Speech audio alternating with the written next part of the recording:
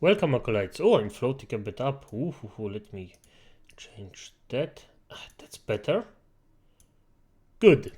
Welcome, acolytes. They actually are rare side these days, reacting to Rev says the Bioware abandons Veilguard after disappointing sales. I am happy about this.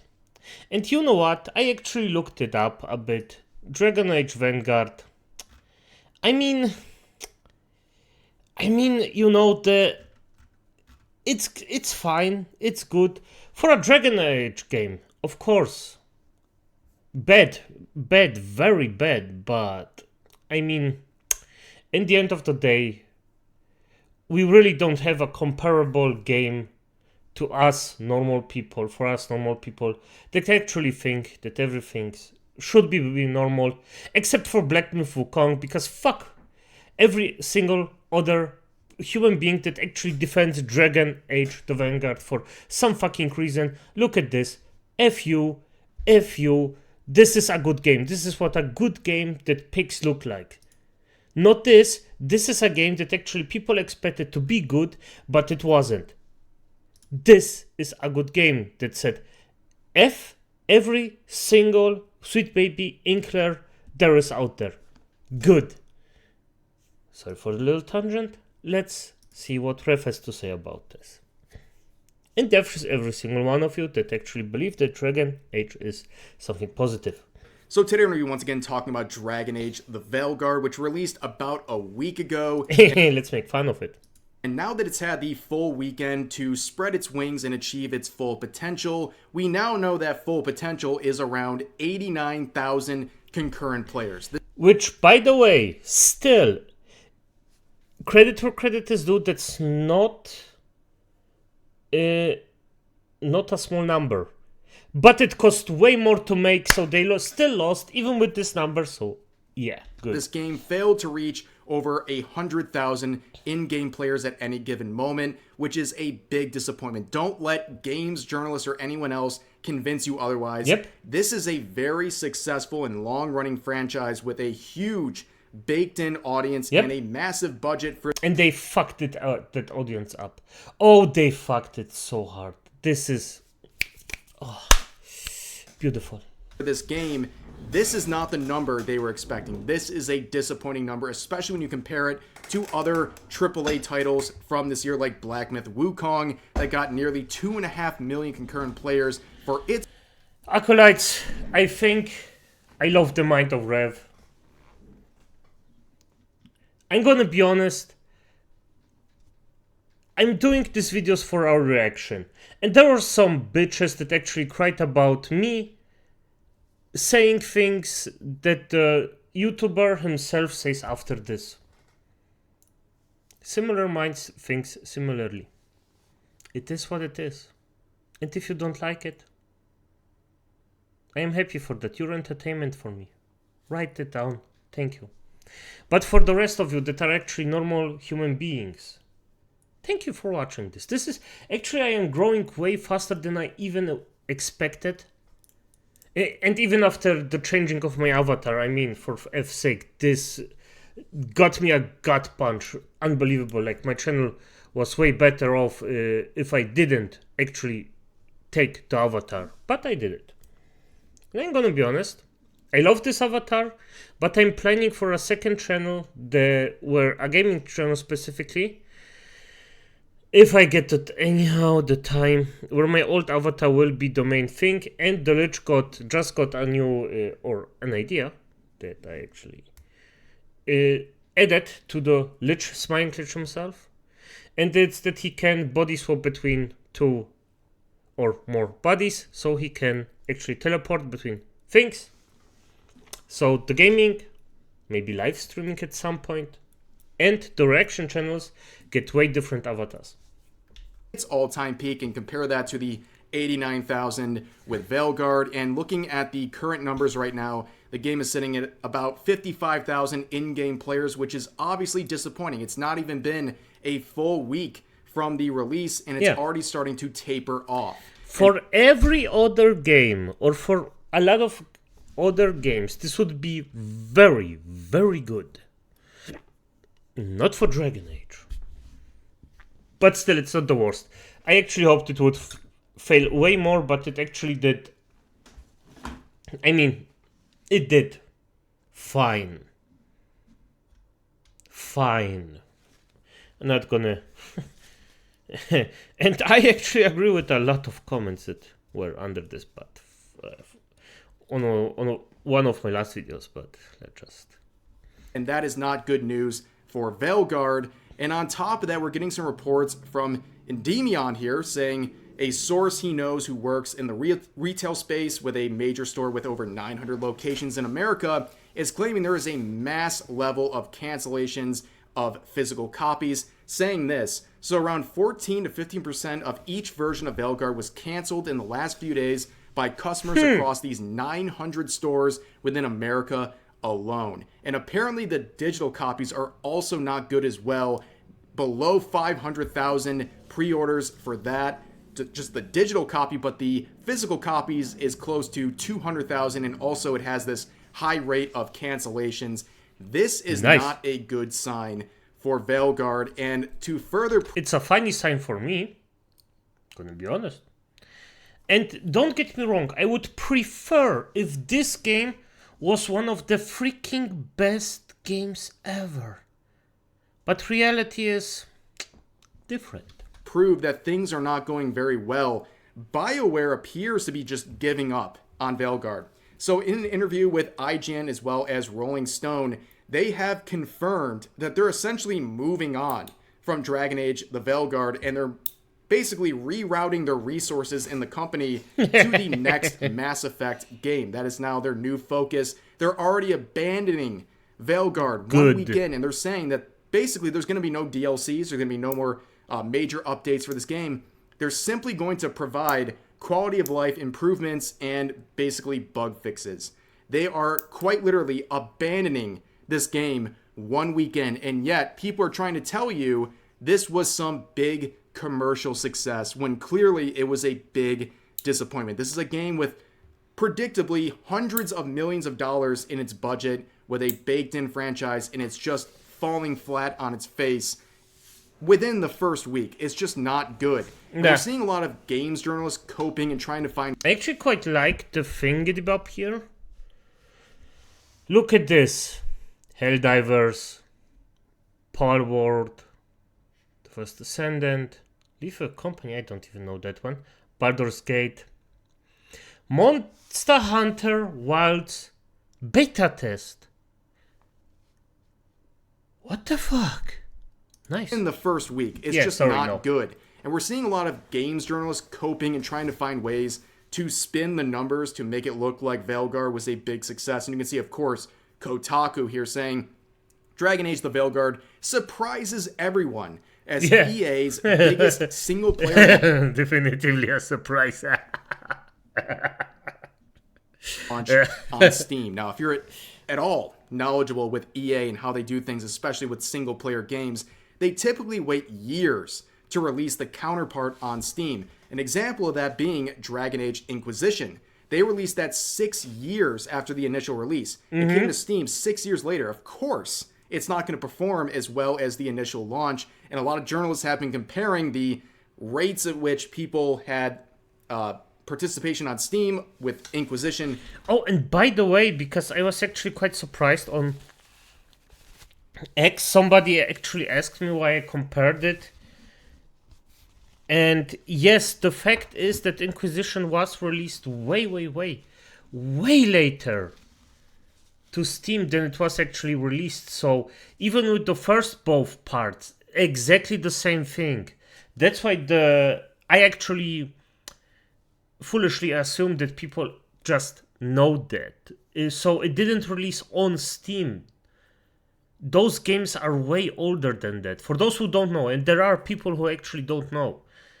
And yes, those were truly good games. They picked on consoles years ago, some of them at least. So yeah, this was just on PC. It's basically relatively new. So yeah, that's just if you compare it to Veilguard, it's different dimensions. Versus Veilguard, like, wow, what an increase. But They're, of course, ignoring the fact that it came out 6 years later. And as Smash JT points out here, in the article itself, Kotaku is coping very hard. They cite a vocal minority who continues to downplay the significance of the numbers while claiming that Monster Hunter Wilds beta test outperforms the full Dragon Age release. Well, it did. That is just a fact. The beta for Monster Hunter Wilds had around 400,000 in-game players. Yes, it is a beta. It's not free to play, but that number completely crushed Veilguard when it really shouldn't have. There should have been way more enthusiasm for Veilguard, but it just wasn't there. But again, we have to deal with these journalists and their allies trying to do everything to tell you you're wrong for criticizing Veilguard, while they don't really stand behind anything they're saying. You can see Khalif Adams here, who is someone we've talked about before, a big defender of games journalists, begging people in his field for a code for this game. Basically saying, I don't want to pay for this game, so give me a code. They don't really stand by anything they're doing. If you actually cared about this game and Bioware, you would go out and buy a copy, unless you can't afford it. And in that case, I would recommend spending less time on Twitter. Well, there's reasons why this game failed, and one of them is because this game is woke. In fact, it is one of the wokest games we've seen in quite some time, and it's really off-putting to a lot of people, and that is reflected. It came out to a really bad time where people are actually starting to do something against this shit. So yeah, good. In this recent bombshell reported yesterday, where this user found what appears to be some notes that the team accidentally left into the PC version of this game. People are trying to guess as to what happened here, and some people are saying these are notes based on what they kind of are claiming what these characters would think or view themselves or other characters, saying notes like that these characters are trans, and trans means was other gender, then changed, wait, no, was always new thing, just now acknowledged, not changing, affirming, trans woman is woman, and over here talking about characters being non-binary and trying to correct and inform people on what being gender fluid is, and so on and so forth. And with the very shoddy grammatical errors and all this stuff, and just the ridiculous nature of what we're reading here for basically something to be included in a AAA release, myself and a lot of people just said, this is fake. Like, someone's doing a psyop here. They're trying to set you up. This has happened in the past where people who support woke games, they try to put out fake evidence and fake claims, and just they hope that people will believe it, and they say, aha, gotcha, chud, you didn't do your research, which is very strange because the fact that people will believe just about anything at this point shows how bad the current state of the gaming industry is. But anyways, there is proof out there definitively that this is actually in the game. So this is a screen recording of what's going on, and as you can see, this whole set of notes will pop up right on the side here, and you can see it reflects the actual notes that we were just looking at in the previous tweet.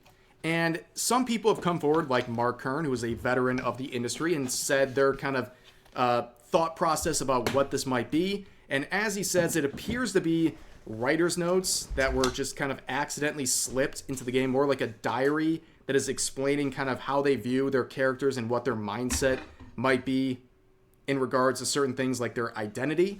But it accidentally slipped into the game, which is hard to believe. Like, how does something like that slip into a... I'm gonna be honest, I believe it. You don't even know the freaking... the stupidity of people that are just too full of themselves.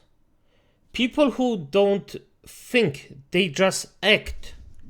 And people who think that they are morally superior to everyone else. If you're this high on your own gas, you just don't give a fuck. I'm gonna be honest, I wouldn't even...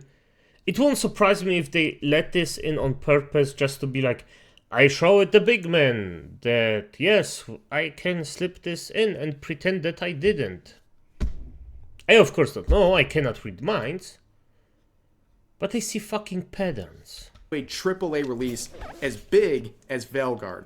It almost seems intentional, and as he points out here, one of the writers on the team is transgender, so it might make sense that these sorts of things slip through, but we don't have any confirmation that that was the particular writer responsible for those notes. But there's another reason why Veilguard is failing so hard, and it's because of the writing and also the voice acting as well. Okay, some of the writing in this game is just beyond atrocious. The writing is so juvenile and pandering, it's actually insulting to people. Like, I cannot believe some of the things they're trying to include in this game. And by the way, I agree with Ref 100% on this one. With everyone that actually says that, yes, this, if you didn't see my last video with another guy, it's, they treat you like a freaking child, like a dumbass. And I hate it. And the freaking dialogues, pure cringe. And I am happy to hear that this isn't, because I didn't play a lot of this. I am happy I didn't even buy it, because a friend of mine did. I paid it for I think it was an hour, maybe a bit longer. Was like, no, I'm not playing this bullshit. And the friend actually like posted me some recordings of the freaking bullshit that is on there, and I was like, okay, it's fine. And no, I cannot show the recordings. It has my mate actually, my man, talk shit in between, so it was kind of funny. To prove that, let's watch another clip. Pretty much every time I cover Veilguard, I show another clip that I think, surely it can't get worse than this. Well, here is the latest clip. Let's check it out. Sounds like your mother was hard on you. Nah, I think your fingers are just perfect. Yeah. So... are you trying to have sex with me? Hadn't really thought that far ahead, but maybe? Quick, think about us having sex. What the fuck? Is this what woke people find funny or sexy or both? I don't really know. You can't tell me this is good writing. You can't tell me this is good voice acting. Those are two freaking juveniles actually trying to flirt. It's It's a joke. Okay. It sounds really, really bad. And honestly, the main focus being the writing, that is what is different between Veilguard and other games that have woke aspects but succeed. I mean, a lot of people have been bringing up Baldur's Gate 3. Okay, Baldur's Gate 3, especially in the character creation process, has things that people will label as woke. However, that's where it ends. The character creation process, the game itself, and the writing, most importantly, is really, really good. And by the way, this is one of the games that actually shows me you can have this woke stuff in, just don't be patronizing about it, and have a good game. And people will just take it. It's just, even me, I am against this stuff as F, but Baldur's Gate 3 is such a freaking good game that I will fucking ignore it, like, for F's sake. Like, it didn't influence the game, it didn't influence the story, it didn't influence anything else. They just had the options, and you can ignore the options at the start. That's fine. I don't care. That's why people enjoy the game and they can get over that other stuff. And right now, Baldur's Gate 3 has a higher concurrent player count than Veilguard that just released only a few days ago.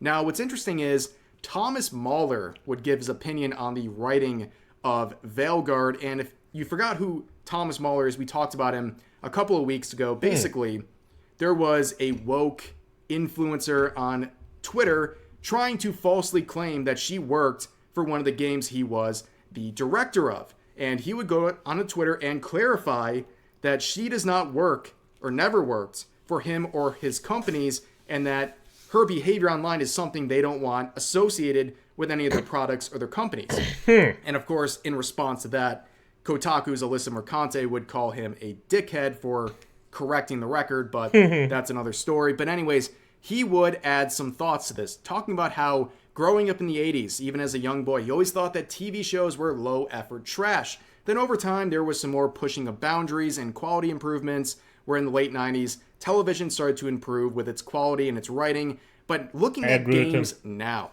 he says, it's clear to see that we're apparently moving back to the Stone Age of political correctness. Yep. I just watched a Dragon Age playthrough, and it's quite unfathomable how infantile and terrible the writing is. Everything feels sanitized and dehumanized. I don't know why we're suddenly thinking that this is okay. Your job as a writer is to write about things that are heartfelt, interesting, and true, to draw people into that world that you created. And if this is the best that you can come up with, you shouldn't be a writer in the first place. And he has some more thoughts, but you kind of get the gist at this point. He is absolutely dunking on these writers for Veilguard because he should. He is someone who is very successful in the industry and knows what good writing looks like. And he's looking at the pandering and infantile writing of Veilguard and saying that is not acceptable for a AAA release. So, yeah, I will not buy what these journalists are trying to say about Veilguard. This game is a massive flop, and it deserves it because it's low quality, it's woke beyond belief, and combining those things together, it's not surprising this game is a massive disappointment. And yeah, that's really where Veilguard is at the moment. I appreciate you guys listening to the video. And as always... Oh, Ref, the legend again. As it is, acolytes, you know what to do. Good night.